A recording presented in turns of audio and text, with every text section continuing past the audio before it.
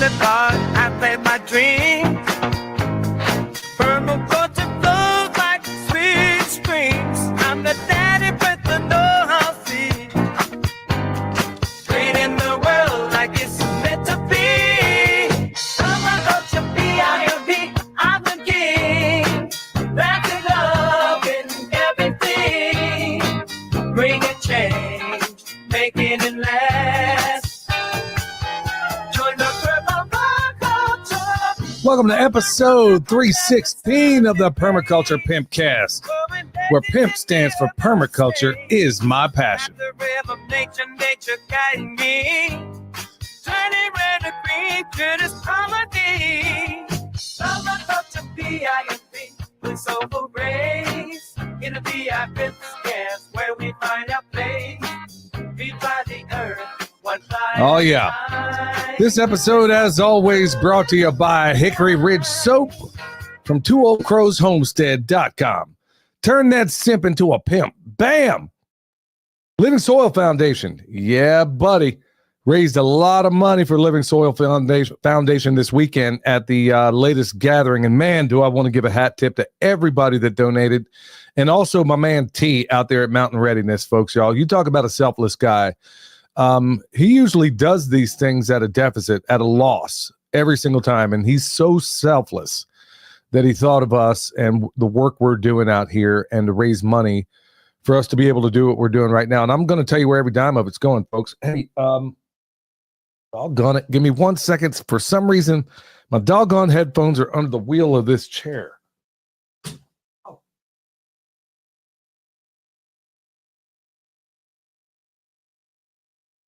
Okay. Yeah, that couldn't be any more unprofessional, but hey, things happen. You know, I'm often reminded back when I used to do, regular radio, like terrestrial radio. I used to be a host at KMBZ in Kansas City. And I remember having to go an hour just to get to the studio, do the show, and then turn back around and come home. Man, forget a bunch of that stuff. This is where I'm not such a technophobe when you got the studio right in your house. So, yeah, we're gonna have hiccups and stuff here and there. So, hey, just want to give a shout out to everybody in his house tonight. Dana, Shield Maiden for Christ, man, I love that name. Let's see here, boy, I'm gonna miss a lot of you. Twyla, Dana, John, Gold, and if I get your name wrong, I'm blaming it on the doggone glasses. And my man Steve, got to see him this weekend. So I got to see a lot of cool people out there today, or at the event at Mountain Readiness, folks. Like I said, it's probably the best festival you don't know about. You got Green Berets running all over the doggone place. You got some that are like living legends, like Sue LaRue, who's out there teaching the tracking class. And then I become friends with one of them out there who's active duty military. He's a major and 3rd Special Forces Group. For those that don't know, hey, Special Forces isn't all special operations. There is literally one Special Forces. Those are your Green Berets, okay? And I was looking for some information regarding certain things, and these guys are really, really awesome specialists at doing certain things. So maybe in the future, I'll tell you what I've been finding out, because these guys work all over the planet, and that's how a Special Forces group works. You know, you got each Special Forces group works in a different part of the world, and they're, experts in those areas. So, man, it was a really good place for me to go there and get some straight up intelligence. Obviously, I'm not going to be able to say the names of these guys for obvious reasons, because I'm not so sure that I'm allowed to know some of the things I'm being told. So it's cool. But, man, also running into these old school Green Berets, man, like Sue LaRue, the dude, the guy just had brain surgery. And I said, man, you're looking good, dude. How are you doing? Because he was looking pretty rough last time I saw him.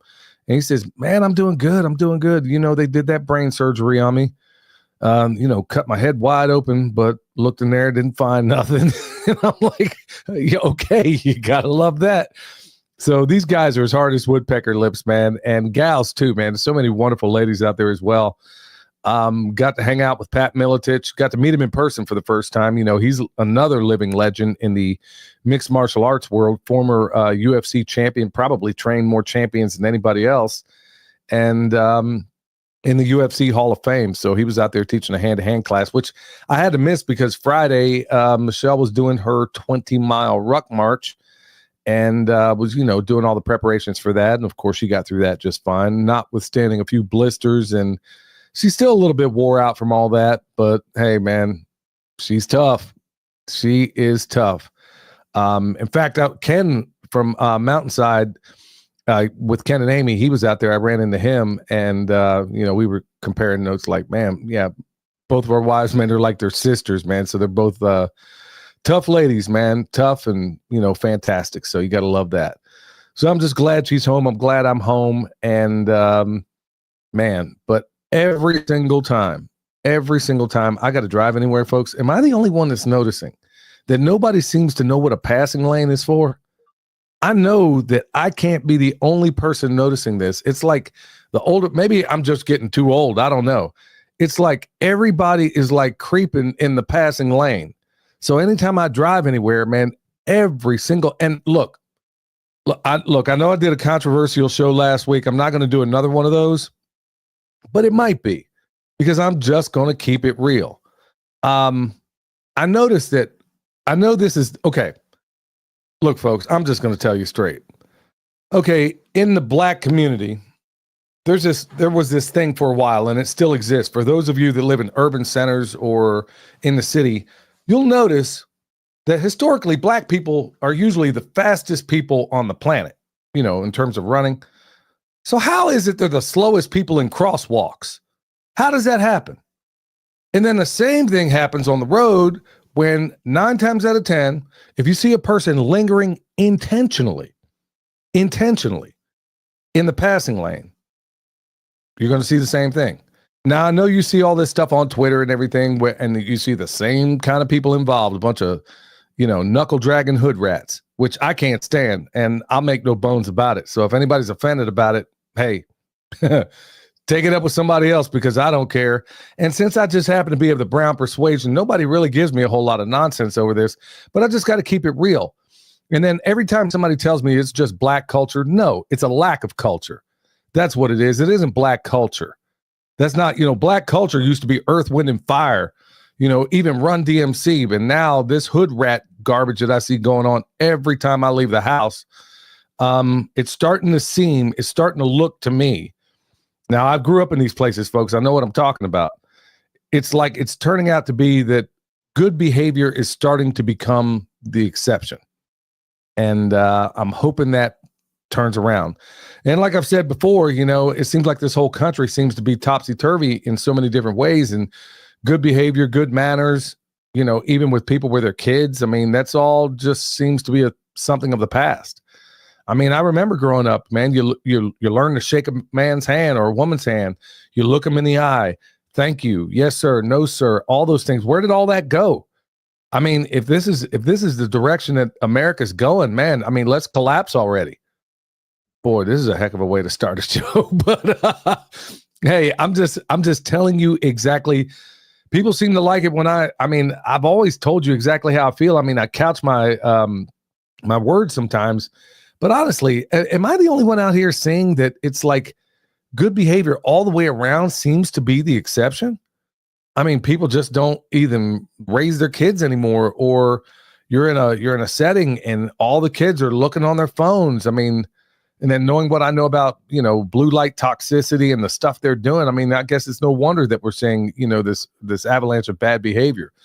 But maybe because I live in the country and I don't ever get out much, maybe that's just part of it. So I just have a healthy I'll say it this way. I have a healthy dislike for bad behavior, and I don't care where it's coming from. But it seems to be, Black people are the 12% of this population in this nation. So how are we responsible for 80% of the crime and all the dumb stuff I see going on out there? Black folks, get it together. I mean, I'm just going to tell you, keep it straight. Now, this obviously isn't everybody, but every single time I turn around when there's somebody acting up, seems to be the same people every time when I'm in the city. So I don't go to cities, okay? And I don't want to hang out with a bunch of dummies and hood rats. So anyway, back to positive things. Yeah, Mountain Readiness. Ann Vandersteel, she was out there. Like I said, Pat Militich, Dr. Will. I'm going to be hanging out with Dr. Will again later this week. He's actually going to go and check out a couple of the sites, and he's going to do the testing. So my gut tells me we've already crossed the line. I think we did about a week ago, but he's going to put boots on the ground out here. I'm going to film it, and we're going to find out just where we are, because I really believe I literally got back in the studio like with minutes to spare before I started this show. So it's a good thing I prep ahead of time, huh? So, or at least have a really good idea. I mean, there's times I've done this show where I'm just, speaking from the hip and didn't have a whole lot in way of notes, but, I usually, not knowing how the day's going to unfold, I usually try to, put things together that I want to talk about. So it's working out good that way. So Dr. Will, yeah, he's going to be out here, and, man, I can't wait to have the official results. And then we'll call in the environmental engineers, and that's where it really costs us a lot of money. Well, not us, Living Soil Foundation at this point. And once again, thank all of you out there, because we moved the needle in a big way, and we raised, I want to say there was $3,000 that was raised out there. And these were a lot of folks, man. It hits you in the heart in the best kind of way when you see people out there donating, and it's all they can do just to put bread on their table. And they feel so strongly about the work that's being done that they give even when they don't have it to give. And, all the volunteers, man, people got to work second and third jobs right now. And out at the post office today, the lady, it was funny because I was dropping off the packages of the bone sauce and the comfrey that you guys ordered over the weekend. And the lady that takes your packages at the post office, she knows this because we're in there all the time. And she's like practically shuddering as I go in there. And I'm like, hey, how's it going? She's like, oh, and I see this stack of boxes all the way around her. I'm thinking, okay, well, she's probably up to her eyeballs on this. And then she goes on to tell me, she says, everybody is losing their minds over this tariff thing and this whole thing with China. And I'm like, really? I don't see enough people to know one way or the other. She's like, yeah, everybody that comes in here, now they got me on pins and needles. And then I'm driving out to the site, and I'm listening to Mike Adams talk about it on his show, and he's bringing up some stuff that's pretty doggone unimpeachable, folks. So you might want to get your house in order. What do I mean by that? Like he went through and he put it into, and you might try it yourself and see, but he put it into one of the not search engines, but one of the like Chat GPT or one of those things, or his own version of it. I think it's called Enoch. And it was basically saying, okay, by Monday, 6 weeks from now, you're going to start seeing shortages if this thing isn't rectified, because there are already boats not coming into any of the ports. So folks, don't be like all the other people that wait for a hurricane to be practically at their front doors, and then all of a sudden they want to evacuate. I don't know how this thing may unfold. Who even knows? I can't even begin to predict. In fact, nobody can at this point. Well, very few can. And so here we are in this knife's edge where nobody knows what to do, how to plan. I mean, if you got a business, and I've said it before, what if you are an electrical contractor and you rely on that copper? All of it is coming from China. Well, if you bid the job 6 months ago and 14.2 copper, which is what they're wiring houses with these days. I mean, I was never a house electrician, but back in the day when I have done houses, it was always number 12 wire, but I guess they're doing it with 14 wire these days. But anyway, that small gauge wire was $62. The very next day it was 114, and which was kind of cold blooded because that stuff was already on the shelf. So you tell me how the price just went up already. Anyway, that was over at Lowe's. Anyway, imagine you're a plumbing contractor, electrical contractor, HVAC. Folks, there aren't too many components that don't come from China. So you might want to think about ways in which you can insulate yourselves. There's a reason why. Over and over and over again, I keep telling everybody, y'all, 2025 is going to be very, very strange. And if the Deagle report has anything to say about it, it might be very catastrophic. I mean, where do I stand on that? Look, I don't completely know, but for those that don't know, the Deagle report was basically predicting that by the end of 2025, the population numbers in all these Western countries were going to be in the toilet. It didn't say how you got there, but maybe we are the carbon they want to get rid of, you know? So anyway, stay alert, stay alive, folks. That's why we have that tagline to this program. Anyway, if you would, y'all give us a thumbs up and tell everybody we're live. Yeah, I was just talking about Mountainside with Ken and Amy, so I'm glad to see it in the house. So 25 is gonna get ugly. Yeah, I'm afraid so. 2025 is, folks, when I did that show in 2025, I didn't make any predictions per se, but I did tell you some things that were crazy. So you better get your house in order. And a lot of us right now, I mean, so many of us right now, it's all we can do just to put bread on the table. So if you can, go out there, get some extra canned goods. I mean, if you listen to Mike Adams, and he wasn't off base. I know he can be a little bit hyperbolic at times, but he wasn't off base.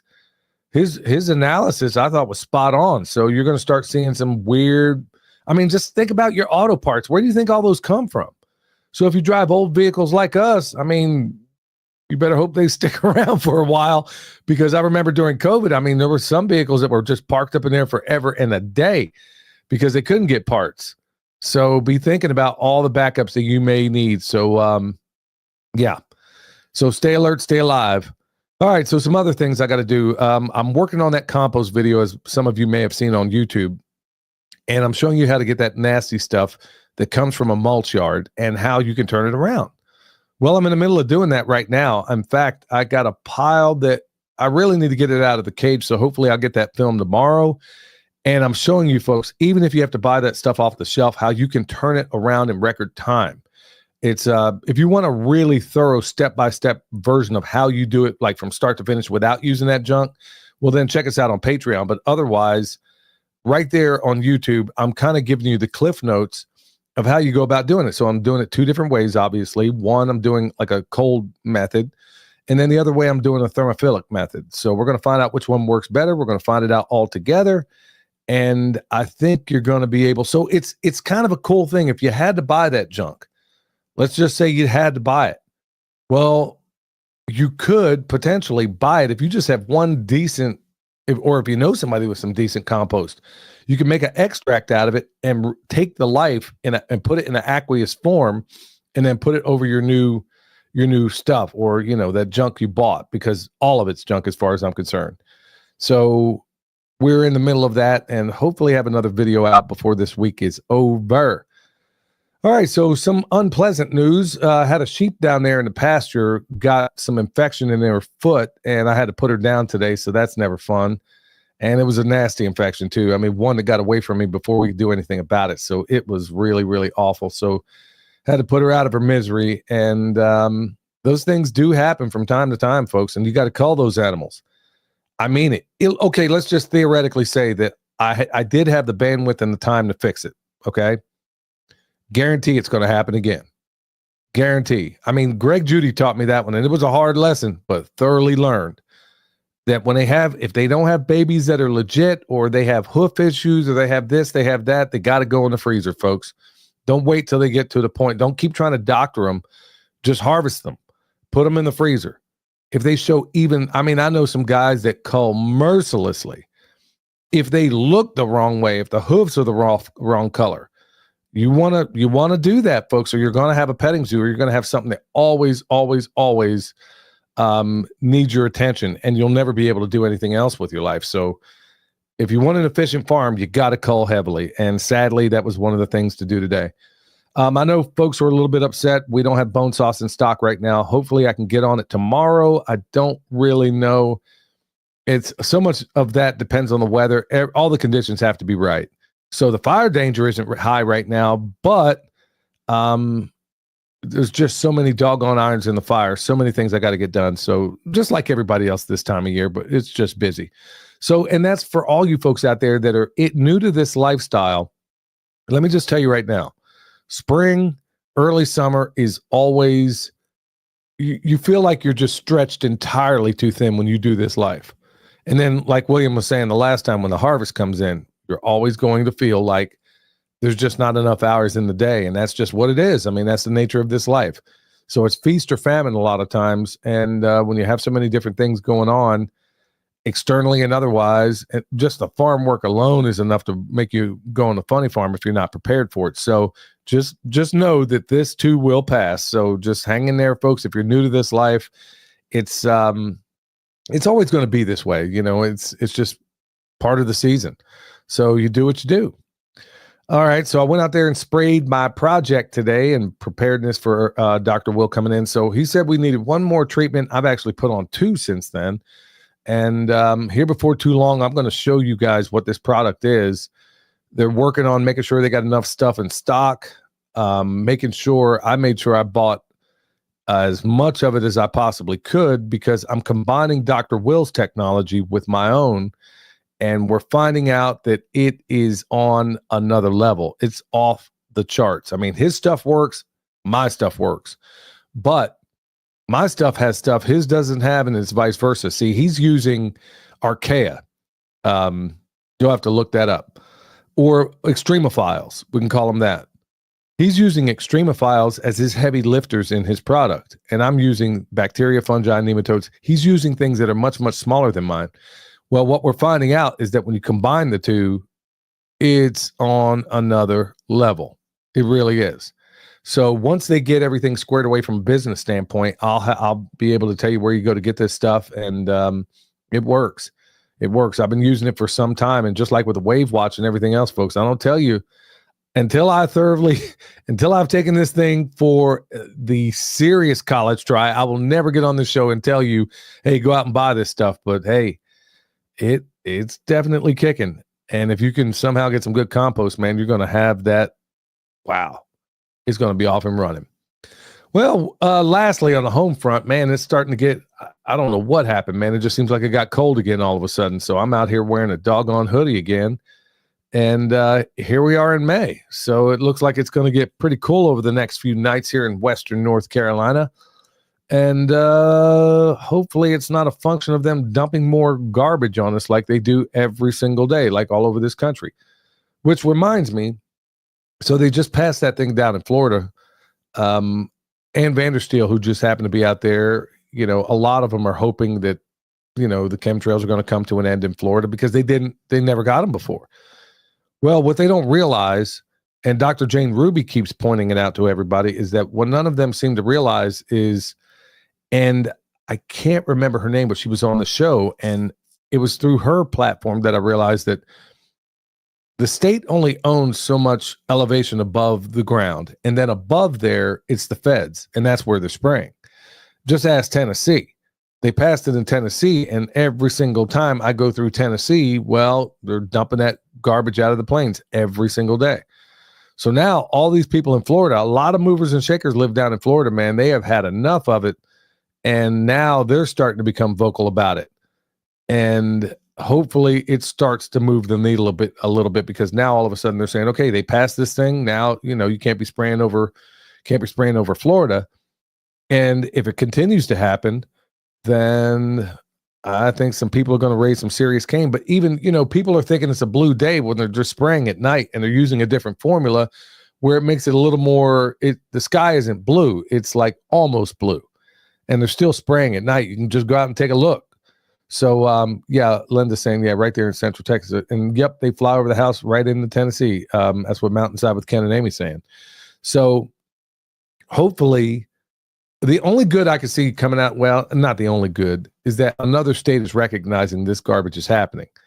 But funny how nobody seems to own it and say, who's doing it? Who's responsible? Who's paying for it? Well, we're paying for it. We're paying for our own poisoning, basically. That's exactly what's happening. They're using your tax money to poison you.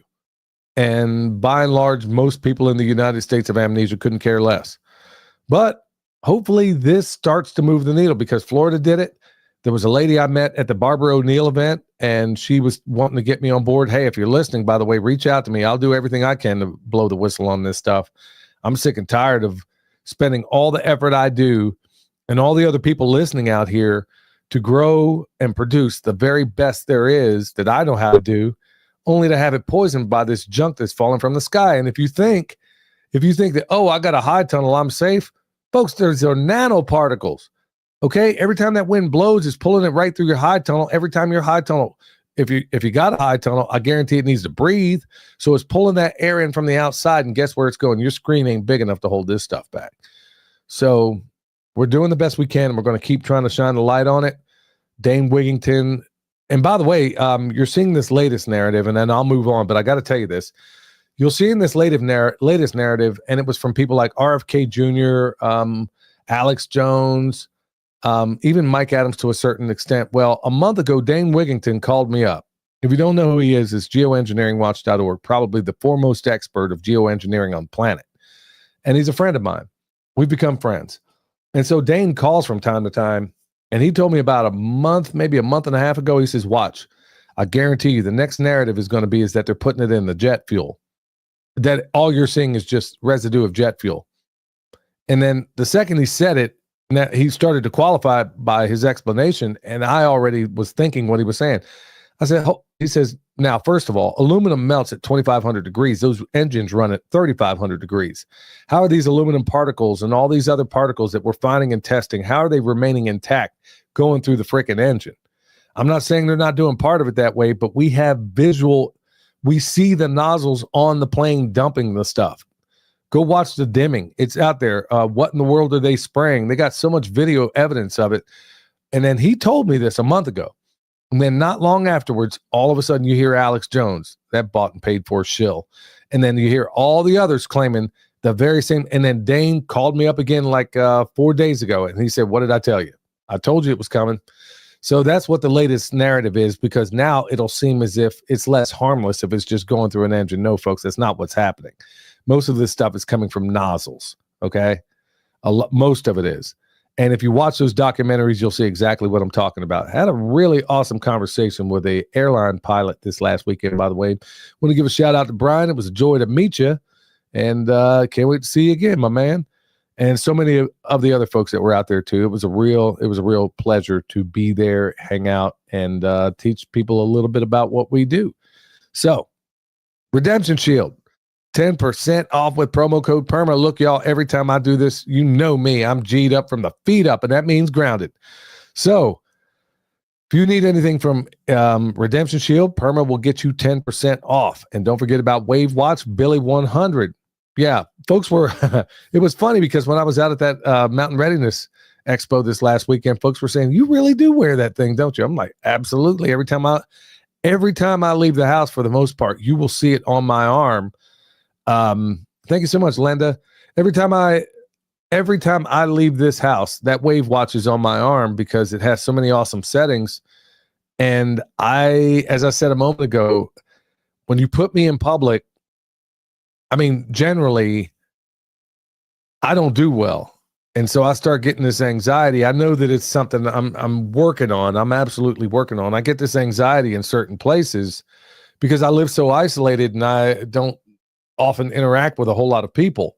So when you dump me into a place, not the festival per se, because in those places I generally do great. Unless there's some nut job that's following me to the bathroom or something, which happens. I kid you not. Well, where I'm like, hey, I'm going to run to the bathroom. Hey, I'll go with you. It's single occupancy, buddy. So, but that sort of thing does happen. No, it's not so much that. It's like when I, have to go to a city or something like that, or if I'm staying in a hotel room.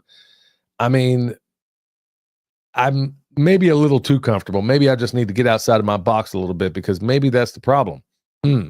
Maybe a little too comfortable. But anyway, I'm always wearing that Wave Watch when I'm out and about. And so, yeah, a number of people said, yeah, man, you really do wear that thing. Yeah, absolutely. And it's on, I think I had it on anxiety setting out there. So Billy 100 will get you squared away. And I think they even got a special right now. I think they got the price lowered a little bit. So let's talk about some good news here. So, okay, this is a double-edged sword. So I'm not speaking with forked tongue when I say this.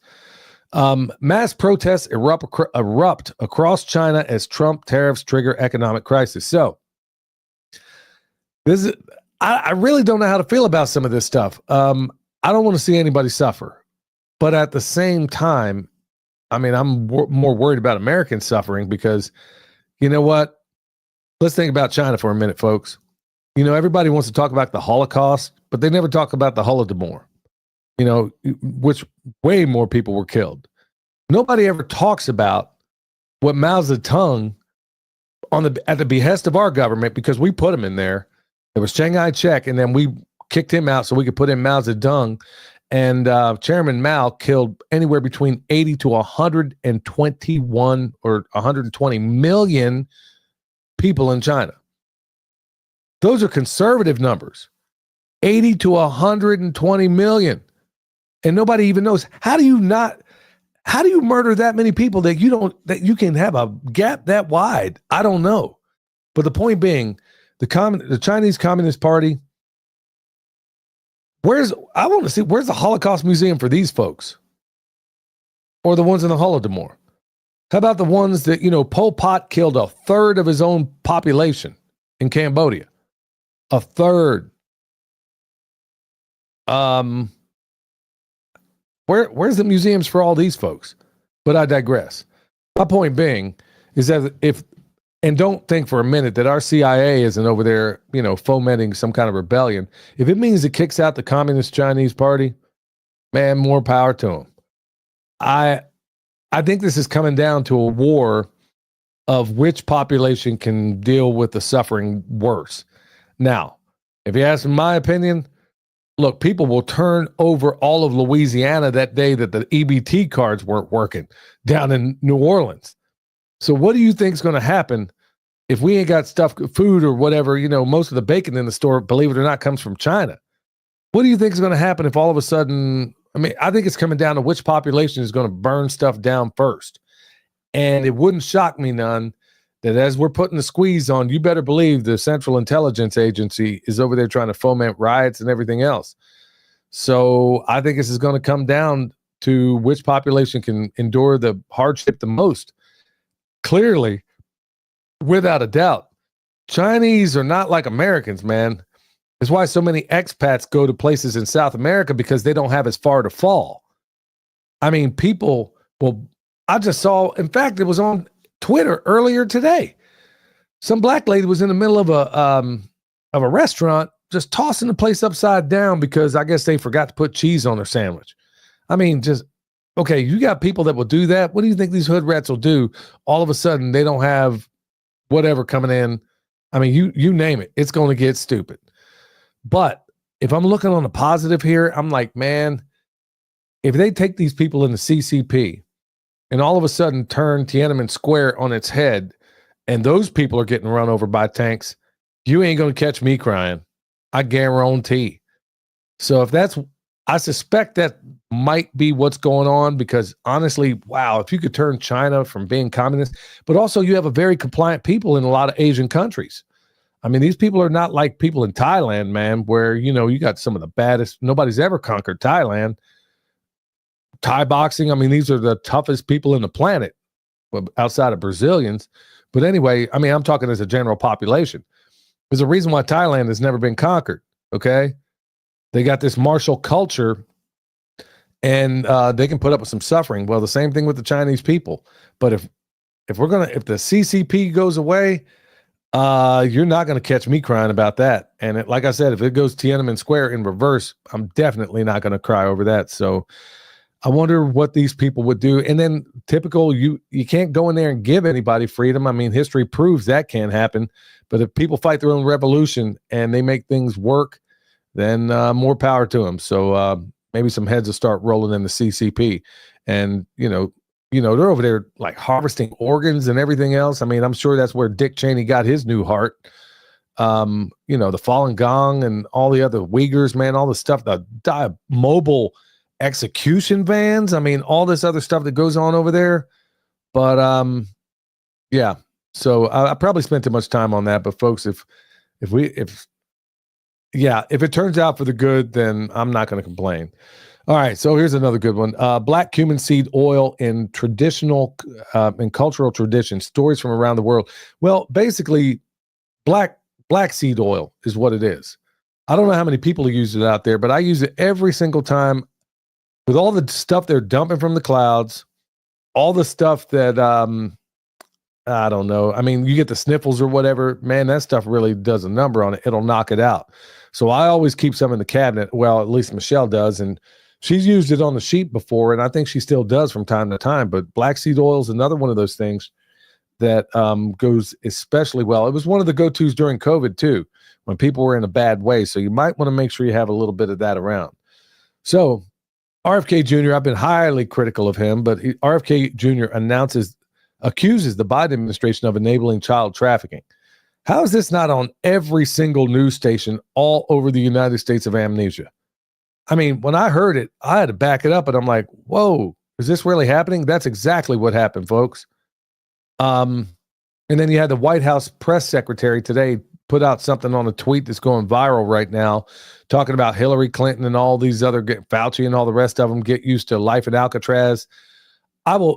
Yes, I agree. RFK Jr. is a Zionist puppet, along with everybody else in the Trump administration. Let's just be honest here. All of them are. All of them. If there's an exception, somebody tell me, because I don't know who it is. Gerald Celenti's talking about it all the time. How about America first? I don't ever remember voting for somebody for Israel first or England first or Germany first or whatever else. But what about America first? Yeah, every single one of these people are puppets, and I make no bones about it. Now, I know I lose people every time I say that, but hey, prove me wrong. Name one that isn't, because they all are. But yeah, even if a notorious liar tells the truth, it's still the truth, okay? So when RFK Jr. came out, and yes, he's been a profligate liar as of late, because everything he said he was going to do, I mean, the fact that he came out in favor of mRNA, I mean, boy, Dr. Jane Ruby is raking this dude across the coals like nothing I've ever seen before, and she brings the receipts, y'all. So if you don't, I mean, we got a Twitter account, Permapastures Farm, but I'm telling you what, if you're on there, you might want to check out Dr. Ruby, because like I said, she's just not leveling accusations, man. She's bringing the receipts. But regarding what he said, as far as the Biden administration, kudos for that. All right, now let's start seeing some heads roll, okay? Like Dan Bongino posted this little podunk, whatever they put on Twitter. I was like, yeah, good job. Now, can you start going after the people on the Epstein client list? How about that? So right now, all I'm hearing is a bunch of talk. I haven't seen anything. All I see is Israel first. Like I've even said it before. Hey, okay, Trump, you promised $3 billion to North Carolina. If we got any of it, I'm still seeing 12-foot debris piles around here. I don't know where it went. Oh, I got an idea. Why don't you give us half of what you gave Israel and us in Tennessee, all the places that were affected. I'm not asking for any handouts, but I'm just giving you an illustration here. If you gave us half of what you guys are giving over there for them to drop more bombs in Gaza, we could probably rebuild the entire interstate highway system. But no, we don't have any money here at home, but and we're not for foreign aid, but we're giving it to Israel and Jordan and Egypt. What happened to America first? What am I missing here? So yeah, it's America first. And then when you have congressmen going into Congress wearing outfits of another army that isn't the United States Army, going into a session of Congress, it kind of tells you everything you need to know right there. And then one time, one of the most, despite his speech impediment or his voice impediment, RFK Jr., that I've seen that guy rake everybody across the coals in a debate and whatever else. I mean, brilliant debater, the whole 9 yards. But until they started asking him about Israel, and then that guy hammed up like nothing I've ever seen before. Folks, I'm America first. I'm an American, okay? You dig? So outside of that, I don't know what the discussion is. I don't know what the debate is. And don't tell me they're our number one friend in the Middle East. Has anybody ever taken account of who actually bombed the USS Liberty? The most decorated naval vessel in United States history. You want to know who did that? Why they did it, and did it on purpose? And still to this day, not even so much as an apology. And all the people, the ones that are still alive from that, have been told, if you ever speak about who did this and why, we're going to make sure you stop breathing. Yeah. All that came from your number one ally out there, folks. They're lying to you. Your preachers are lying to you. And look, you're hearing this from a blood-bought soldier of Christ. And I've said this over and over and over again. These people are not your friend. The political state of Israel is not your friend. Oh, don't like what I said there? Well, there's other people to listen to. Trust me, you'll find no shortage of people out there that are just willing to, they won't tell you what they really think, even though privately, there's certain people that will tell me this stuff privately, but won't publicly say it. But what good are you? I mean, what are you hoping they get to you last? Look, man, I'm out there. Okay. I've said it before. What's going on is a travesty. You give how many billions and billions? We give billions to wealthy countries. Okay. Explain that to me. Meanwhile, there's mom and pop down the road, living on a fixed income, flipping coins as to whether or not they're going to take their heart medication or whether or not they're going to eat cat food that day. And you think I'm supposed to be worried about Israel? Yeah. All right. I'll leave that one right there. It's probably best I go to, I'm starting to get fired up just talking about this. And look, I know there's going to be a fair, every time I talk about this, the devotees, like I said, folks, they got it all wrong. They got it all wrong. The political state. What was the latest? To hell with it, man. I'm already talking about it. Look, I think they did the latest poll over there. And they come to find out, first of all, I want to say, 70 or 80% of them over there are atheists. So how are they the Israel of the Bible? Did you know it's illegal to do a DNA test over there? Did you know that? Because it's true. Almost none of these people, and this is coming from Israel scholars, none of these people have Abrahamic blood. Almost none of them, none of the Ashkenazis. How's that happening?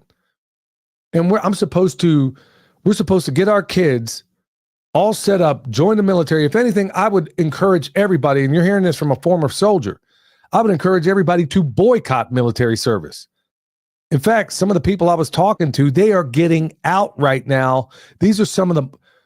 At this Mountain Readiness Festival, folks, you will find the best of the best, the creme de la creme, okay? These guys are getting out in record numbers because they're like, I ain't fighting for Israel. I'm getting out. Even though my career is looking great, I could probably make general, okay? And after 12 years of service, I'm getting out because I could see the handwriting on the wall, and record numbers are doing this right now. Okay, you're not hearing those numbers, at least the ones that have any sense. But then you have the other ones who are thinking, well, it's a paycheck and I'm here. Man, I spent a whole lot of money and time to become a special operations guy. Or, man, I just got done with sapper school, man. I hate to get out now. Or I just got done with Ranger school. Or, I just made SF selection. Guys that were all gung-ho before, man, they are on the first thing smoking out of there because they're like, no, I'm not about to go sign up and go over here and die in the Middle East for somebody else's dumb stuff. And, yeah. Okay, this time I will keep it there. But one of these days, I'm probably going to twist off and I'm probably going to lose my channel and everything because the more this stuff unfolds, the more I see it happening and the more hoople-headed dummies out there that just keep believing this stuff without question. Don't ask any critical questions, or these pastors in the pulpit out there saying the most awful things like, these are children. How much of Palestine is actual Christians? But you have Christians over here cheering on, Christian pastors cheering on the murder, the dismemberment of these little babies that I see over there. How do you call yourself a Christian and then not propose anything but peace? Blessed are the peacemakers. I didn't hear anything about blessed are the war makers. So what's wrong with you people? So you can go ahead and stay in these churches if you want to. This is why I do my church online, folks, because I will not. I mean, you want to see somebody act a fool.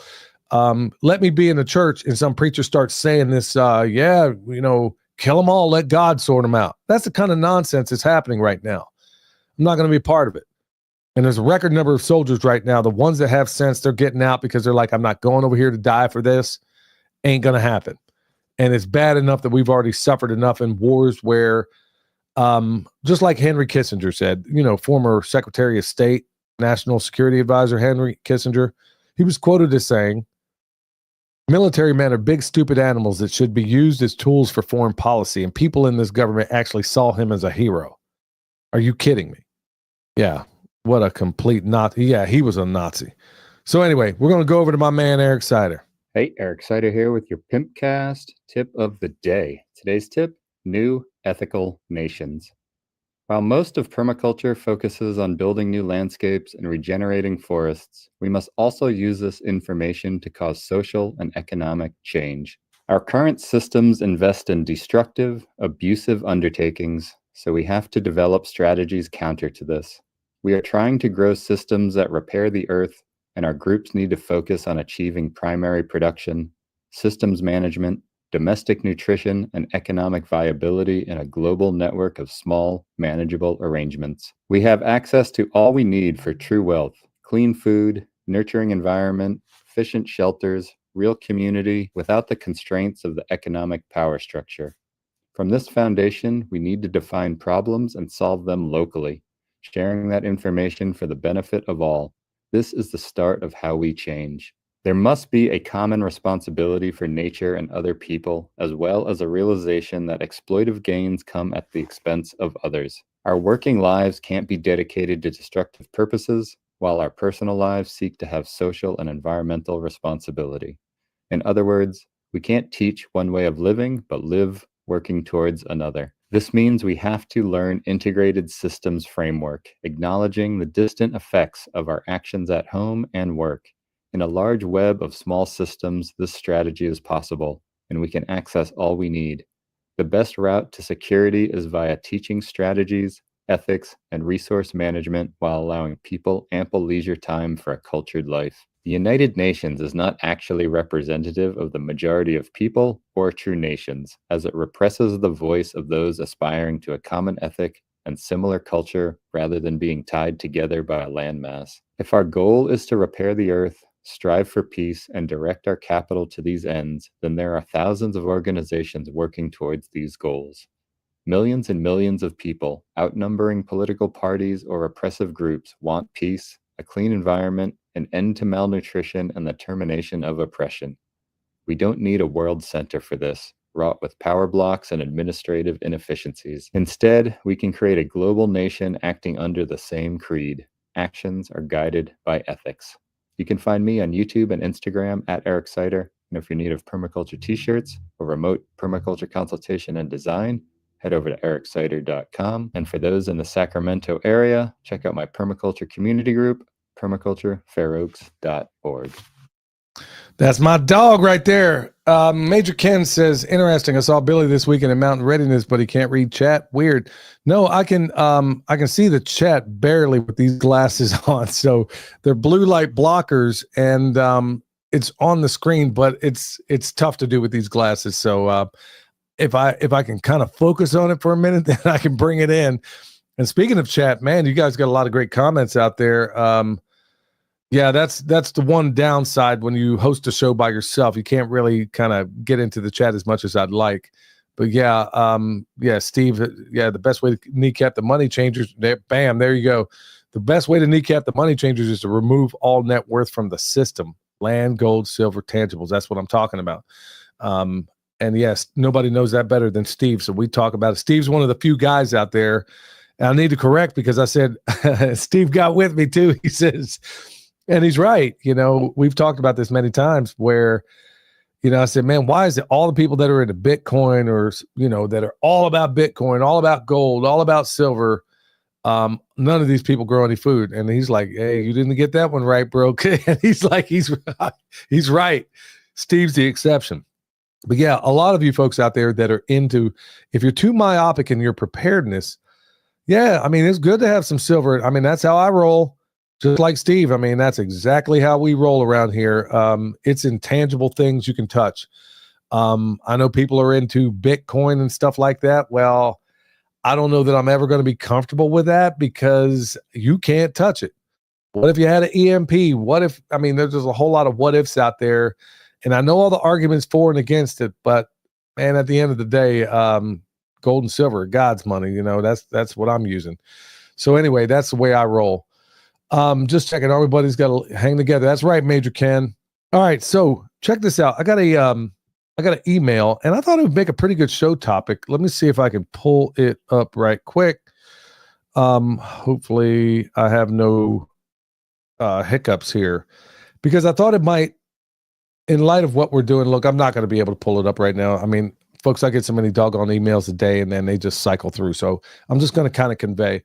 The email was basically asking, hey, what if you got a lot of pollution on the property? You know, what are some things you can do? You know, what if you have all these toxins out there? Or what if you made the mistake and put the toxins out yourself? I mean, maybe not knowing any better. Well, that's what I'm going to cover right now, because I'm thinking, man, there's a lot of people that probably fall into that category. Or maybe, just maybe, there's a piece of land out there you might have your eye on, but man, it looks like, the Exxon Valdez was out there first. So you're thinking, okay, well, what do I do? How do I clean this up? Well, Dr. Will and Pat this weekend were talking about basic remediation strategies, and Dr. Elaine Ingham also has talked a great deal about this is absolutely insane when you stop to think about it. Let me tell you how it goes. Okay, so if you have a major spill or whatever, here is how the remediation strategy works. In all of if the government, and I don't care what level of government, this is how they go about it. They'll go out there with some heavy machinery. They'll scoop out all of that ground that they think is infected. Let's say they go down 3-4 feet. They'll put it on the back of a truck, drive that truck from, let's say, whether it was Ohio, North Carolina, whatever the case may be. Now if it was the Twin Towers, they take it over to China so they can get rid of the evidence. Yeah. There's an inside joke, if you know what I'm talking about. Anyway, if it wasn't the Twin Towers or Building 7, they don't put it on a barge and send it on over to China to be melted down. No, they'll put it on a truck and they'll drive it out to a desert site somewhere in, let's say, Arizona, New Mexico, somewhere out there, somewhere out west, and they'll dump it there. I'm dead serious. Then they'll take soil from some other place and put it in that spot. That's exactly how, I kid you not, folks, that is how it goes. Elaine Ingham used to get absolutely infuriated with the notion of doing that. And you should. And so does Pat and Will when they were talking about it at this last festival. So is there a way to remediate this stuff on spot? Let's say you have a place on your okay, let's say it's whatever the case may be. Let's say you had a tractor there and it just it was leaching all kinds of stuff out of there. Well, first of all, you give oil enough time, believe it or not, there's some natural biological processes that'll take care of it. But there's also some things you can do. Let's say you went out there and you made the mistake, you didn't know any better, let's say you inherited this land or you bought it from somebody, and let's say for years and years they put grazon on it. That's a problem. And then others are saying that these forever chemicals, look, folks, I don't think there are any forever chemicals. And I've talked about it. I was talking about it to a great extent this weekend. Like, take, for example, the Lubka farm. I've talked about it on this podcast before. Lubka, I think it's Leubke. They were downwind of Chernobyl. To this day, you can't get a Geiger counter to go off. To this day. So what were they doing on that farm that made them so special, that made them impervious to radiation? They were doing windrow composting. Dead serious. And check this out. When Chernobyl went down, they had a whole field full of brassicas, and they still couldn't get radiation. So what was happening? Because what we're talking about here, folks, is transmutation.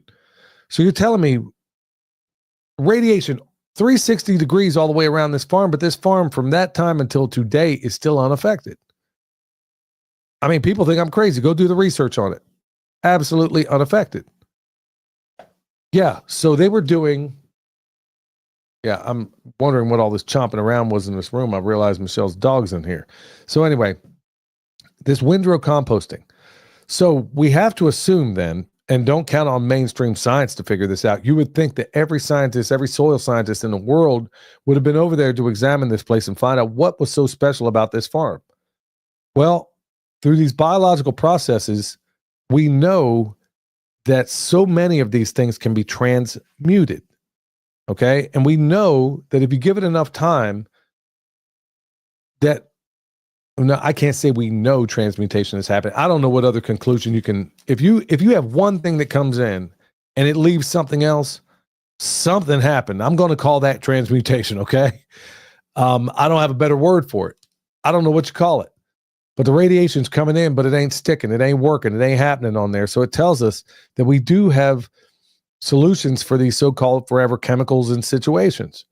So I'm going to throw a few of them at you right now, because this is exactly what we're doing on this project out there.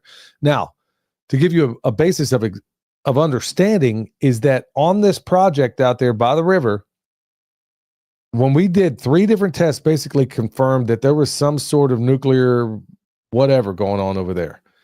And there was every awful so-called forever chemical all right there in this when we tested. Okay. So now we're finding out that by using the methodology of combining Dr. Will's techniques along with my own, that we are hitting the finish line, folks. This usually, if we were doing it just with my stuff, we're looking at maybe a year or 2. Folks, we're hitting the finish line in months. And if it had been warm the whole time, we could have potentially got there within like 2 months. This is an impossibility for most people, but I'm going to give you some of the method. I'll give you more of it later. I'll give you the more technical stuff later and how you can go about doing it. But look, one way of doing this is bioremediation by using fungi. Now, it's in my compost extract, but I'm not so sure there's a whole lot of it in Dr. Will's stuff. Like I said, he's working with archaea and extremophiles, but the fungi is coming from me. So I can formulate my compost and put certain fungi in there. Let's say let's say it's a grazon out there, okay? Well, I guarantee there's a fungi, there's a bacteria, there's something out there that's going to eat this thing up. If it's not my stuff, I guarantee it's Dr. Will's stuff. But when you combine them both, I guarantee the best of both worlds is happening. The best of everything is happening. So I can give you like Staphoria stuff. I can never pronounce these mushroom names that are really good for breaking down heavy metals, petroleum, and all that stuff. Wine cap mushrooms, things like that. You know, there's so many of them out there. Okay, now phytoremediation. That's using plants. And you can employ this in your strategy too. So let's say you got a farm or you got a piece of property. Okay, so here's some good ones. Sunflowers, Indian mustard, comfrey, believe it or not, will help suck up some of that stuff. It'll help avoid heavy metals and toxins, but you don't use these things in isolation. Like so many of the people out here that were doing it in Western North Carolina or calling themselves soil remediation. Oh, just put biochar down. And of course they're the typical, what you would expect to be. I'm like, just biochar, huh? Is it charged with anything? Because biochar all by itself is really not doing a whole lot. You have to charge it. You can either do it through the digestive system of an animal, or you can take your compost extract and put it in there, and basically it'll fill those apartment spaces, so to speak, within that biochar. So that's another way of going about it. So, you know, activated charcoal or biochar, you could do that. That is a strategy. Sheet mulching and organic matter. Folks, do you have any idea, just by putting carbon on the soil, how far that goes in cleaning up a mess? Because all of a sudden, if you have just bare dirt out there, which is what a lot of places are, if you have just bare dirt out there, you don't have a whole lot in terms of microbes. Folks, I promise you, do this experiment and tell me if I'm crazy. I've told people to do it over and over again and report back to me. Let me know what you find out. Let's say you got a field and it's mostly dirt. I want you to take a wooden box that just can't blow away, like a wooden box. Let's say it's about a 3x3, okay, or maybe a 4x4. And let's say it's about a foot tall. And I want you to fill it up. Now, if you have just a field full of dirt, I want you to take that box, put it out there, and I just want you to do nothing but take straw or even wood chips. I don't care what it is. Put down some cardboard first if you'd like. You don't have to, but it works better if you did. Take that 4x4 box, put maybe 2-3 layers of cardboard in there, and then cover it up with some straw or hay or wood mulch, whatever. And then come by, compare that box, that wooden box that will not move, will not blow away, won't fly away, none of that stuff, and then go check it 6 months later. And then check it 6 months after that. Compare that soil underneath that box compared to the soil next to it. And tell me what you find out. You're going to find out that even though you didn't put it there, you're probably going to have life in there like abundantly just below that 4x4 box.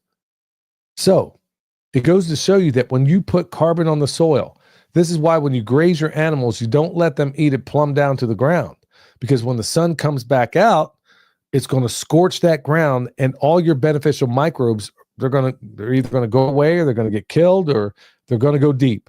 Things like your nematodes, they will go deep. Your worms, they'll go deep if they're even there anymore, depending on what the poisoning was. Like I said, you don't even have to put it there, and that life will find its way into that box. So just by sheet mulching or just putting down a carbon layer makes all the difference in the world. Obviously, one that goes without question is clearly compost. I mean, when you make a biocomplete compost, let's say if it's going on let's say it's going in a pasture, a place you're going to be working with your animals, or even in your garden. So you're at least going to want somewhere in the neighborhood of about a 50-50 mix of bacteria to fungi. Okay. If you bought that stuff from the store, if you got any fungi in there, I'm a monkey's uncle, or any appreciable amounts, 9 times out of 10, yeah, there's plenty of bacteria, no problem in that to score, but you need that fungi in there as well. Okay. Because now all of a sudden, if you get the bacteria and fungi, now you have the things that eat the bacteria and the fungi and keep them in balance. It's like if you have nothing but bacteria in there, it's like having a bunch of gazelles out there with no lions. You need the entire food chain out there. So composting helps do that. Now, if you want to, try this experiment. It's on the heels of the experiment I just told you. Now, take a second box. Okay, you got the first box. Go out there, just put carbon in it. Now, take a second box, go out there and fill it halfway with compost, and then fill it the rest of the way with carbon. And then watch what happens. Go back, check it 6 months, and then check it 6 months later. You'll find out that it's even better than the first box that had nothing but carbon in it. Just by putting cardboard, compost, and mulch on top. Try it that way. And now, take a third box, and then remember what I talked about with phytoremediation? Okay. So take another box as your third box that will not blow away.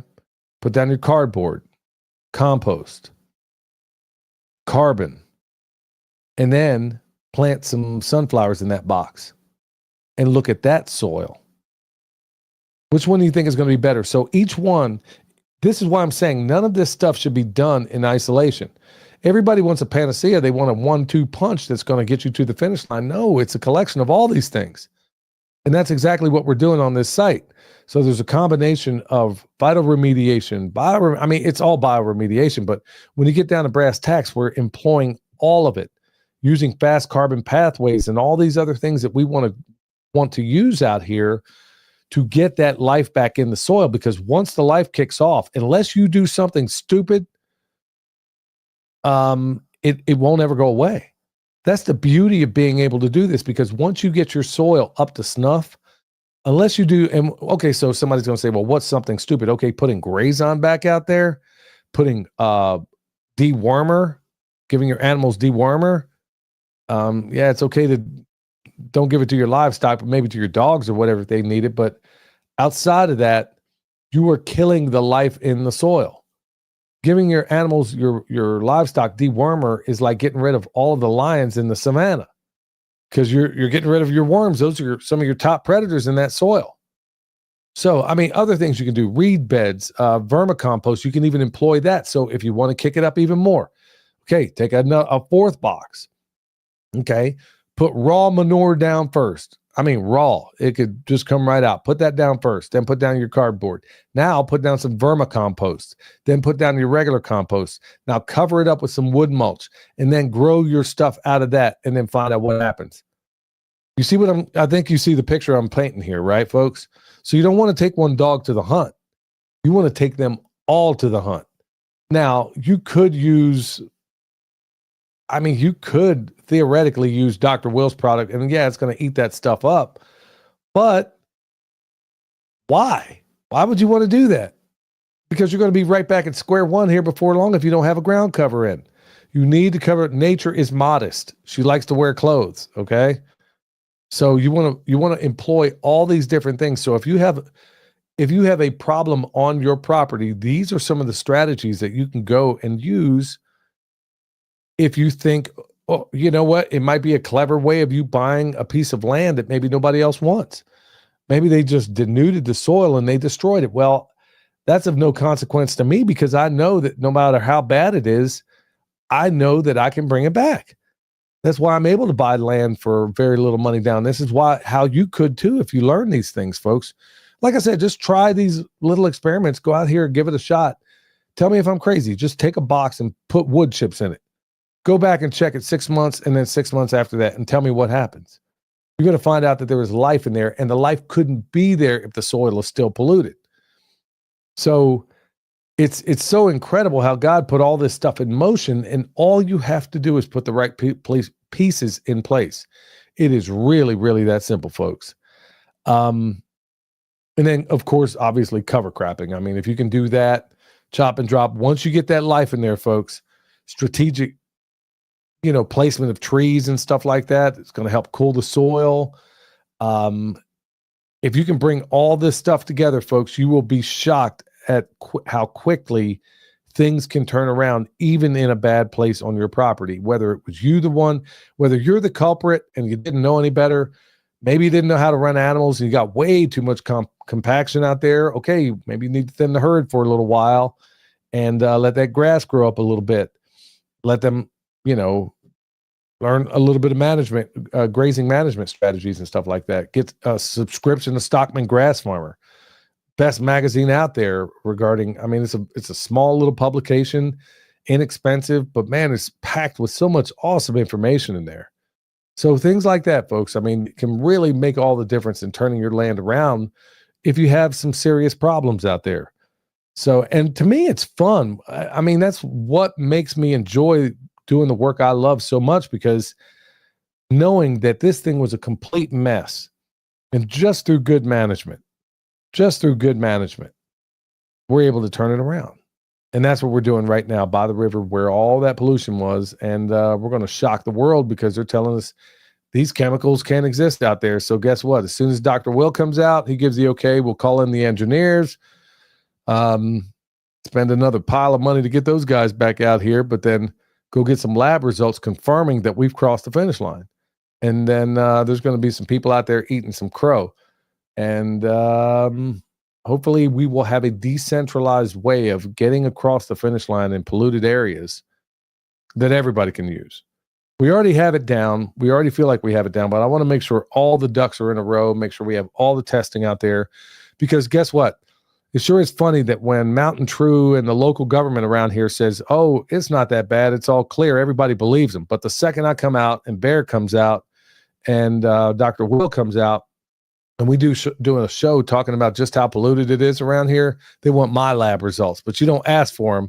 For the people that are telling you it's all clear, yeah, pretty weird world we live in, right, folks? All right, y'all. It's been a joy to hang out with you again tonight. William is he's traveling right now, so he's got his hands full right now. So whole lot going on. He's going to be at the festival. Oh shoot, what is it called? Man, I'll make sure I have it on the next show, man. I just can't think of it right now, but it's going to be pretty much going this whole week. Bobby Spags is going to be putting it on, or maybe go check out William's YouTube channel, the Permaculture Consultant. He's talking about it in every single video over there, so make sure you go check him out. You're going to be glad you did. And I want to thank everybody in the chat here tonight. Until next time, y'all, stay alert, stay alive. Channel and nature, let the knowledge ring with roots that run deep, wisdom from soul, permaculture dream, let the ideas unfold. I'm grooving with the truth, feeling nature's good. We've got the answers, all we need to do, listen to the earth, they got us through.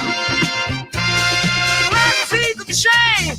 Watch the world spin from the smallest sprout to harmony begin in the cycle of life where the magic's alive.